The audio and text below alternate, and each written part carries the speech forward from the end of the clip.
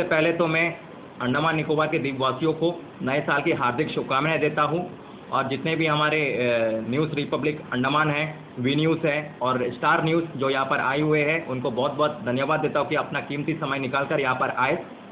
आज एक प्रेस वार्ता इसलिए बुलाया गया है क्योंकि आज अंडमान निकोबार में जो हलचल हो रहा है, युवाओं के साथ जो अन्याय हो रहा है, उसके खिलाफ में आवाज़ उठाने के लिए आज हमारे साथ सुजीत रॉय और मैं निकित दास आपके सामने आया हूँ।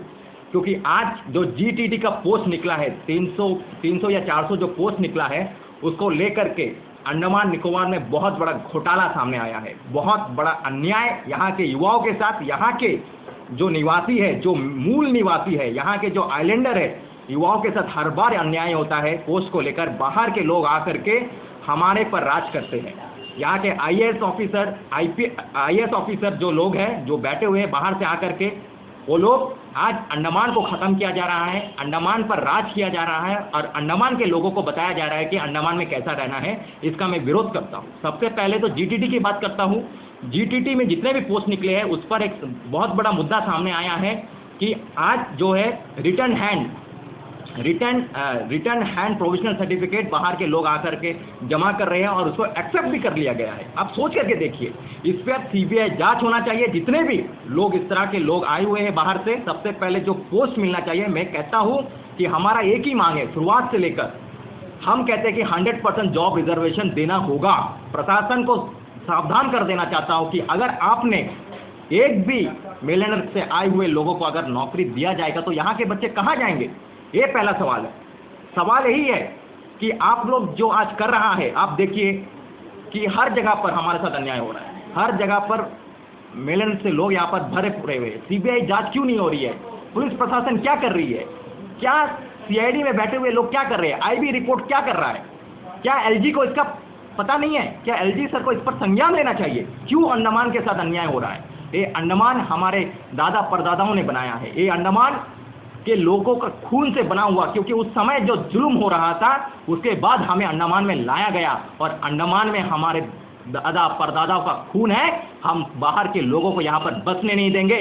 सारे अंडमान के युवाओं से अनुरोध है कि आप एक हो जाए, देश का झंडा हाथ में ले लीजिए, क्योंकि नेताजी सुभाष चंद्र बोस का देश है। ये वीर सावरकर अंडमान का है और वीर सावरकर जी ने एक ही बात कहा था कि लड़ाई हम सबको लड़ना है, सबको आगे आकर एक साथ एक सुर में गाना गाना है कि अंडमान के मूल निवासी जो है, जो आइलैंडर कार्ड लोकल सर्टिफिकेट है, उनको नौकरी दे और जो मेलन से यहाँ पर बसे हुए उनको तुरंत यहाँ से रफा दफा करना होगा।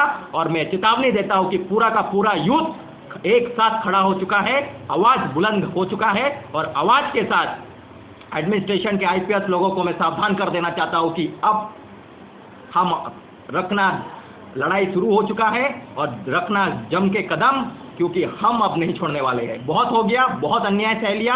आप डिग्रीपुर में रोड नहीं बनाते हैं, आप मेडिकल में स्टाफ नहीं दे पा रहा है, आप रिक्वायरमेंट प्रोसेस में घोटाला कर रहा है, आप कलकत्ता से लोगों को ला करके यहाँ पर बसाया हुआ है। उनके ऊपर में भी सीबीआई जांच होना चाहिए। अगर ये सीबीआई जांच नहीं होगा तो युवा छोड़ने वाला नहीं है और हम भी नहीं छोड़ेंगे। बहुत हो गया। मैं प्रशासन को खुली चेतावनी देता हूं कि आंदोलन होगा और नेताजी सुभाष चंद्र बोस वाला आंदोलन एक बार फिर से करना होगा, क्योंकि अंडमान खतरे में है। इसलिए मैं सारे युवाओं से अनुरोध करता हूं कि कोई भी पार्टी पॉलिटिक्स ना करे। इसमें किसी भी, हर पार्टी का समर्थन है। और जैसे आप जानते हैं कि अंडमान जो पार्टी का है वो सबको पता है किस पार्टी ने अंडमान को बनाया है। तो इसीलिए मैं कहता हूँ कि किसी भी पॉलिटिक्स में हम नहीं जाएंगे, युवाओं को एक साथ होना होगा और इस अंडमान को बचाना है। और जितने भी कलकत्ता से लोग आए हुए हैं, जितने भी बाहर से लोग आए हुए हैं, उनसे हमारा कोई दुश्मनी नहीं है, वो भी हमारे लोग हैं। लेकिन मैं कहना चाहता हूँ कि फर्स्ट प्रायोरिटी अंडमान के लोगों को मिलना चाहिए। बस मेरा यही कहना है प्रशासन से कि आप पहले यहाँ के बहुत संघर्ष करने के बाद जीटीटी का पोस्ट निकला, हमने बहुत लड़ाई लड़ी, उसके बाद जाकर के जो पोस्ट निकला है उस पर भी आप घोटाला करते हैं। यहाँ के लोगों को आप इंसान नहीं समझते हैं। तो मैं कहना चाहता हूँ कि आप सावधान हो जाए, बहुत बड़ा आंदोलन होने जाएगा। आगे की बात सुजीत जी रखेंगे। नमस्कार, और मैं सभी द्वीपवासियों को हैप्पी न्यू ईयर बोल के शुरू कर रहा हूँ। और जितना भी हमारे न्यूज़ रिपोर्टर आए हैं उनको भी धन्यवाद देना चाह रहा हूँ कि उन्होंने जो है इतना कीमती वक्त निकाल के यहाँ पर आए हैं।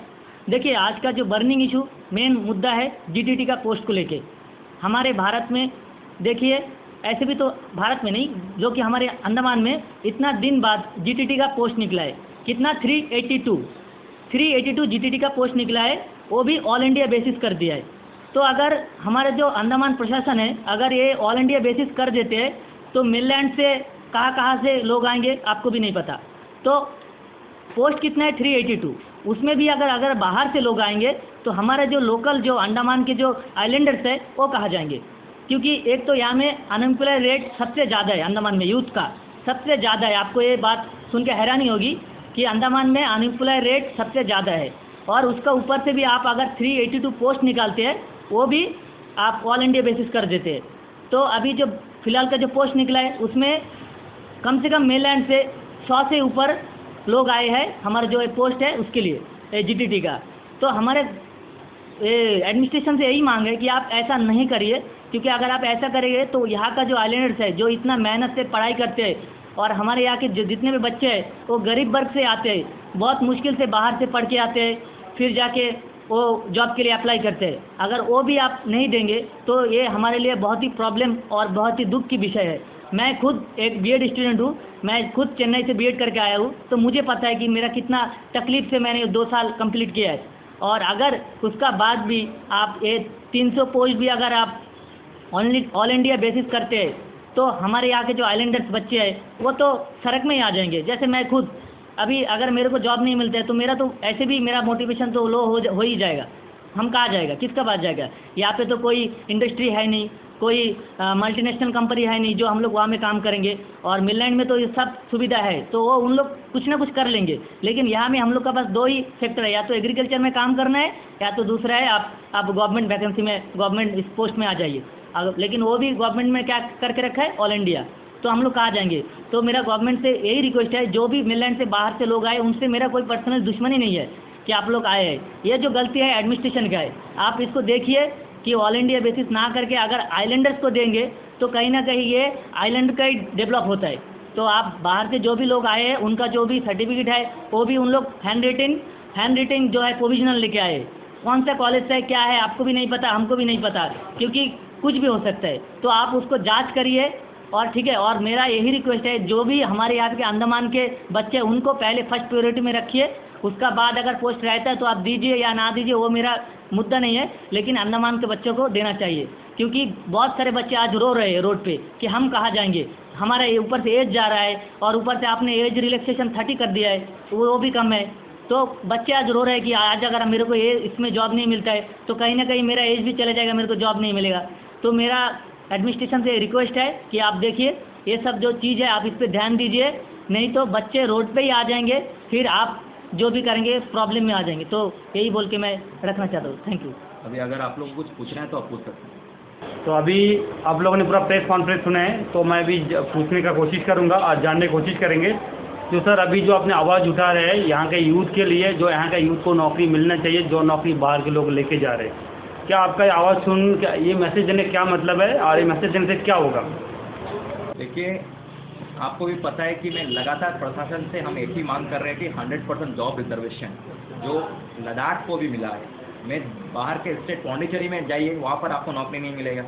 आप तमिलनाडु चले जाइए, वहाँ पर आपको नौकरी नहीं मिलेगा। हमारे स्टेट में आप घूम लीजिए, वहाँ पर जो अंडमान के बच्चे जाते हैं वो कहीं ना कहीं बाहर कंपनी में काम करते हैं, किसी को गवर्नमेंट नौकरी नहीं मिलता है। लेकिन अंडमान एक ऐसा जगह है जहाँ पर आइलैंडर कार्ड जो इशू होता है उसका क्या मूल्य रह जाएगा। अगर आप अंडमान के बच्चों को नौकरी दीजिए, अगर उसके बाद अगर पोस्ट बच जाता है तो आप दीजिए, मिलने से हमें कोई प्रॉब्लम नहीं है।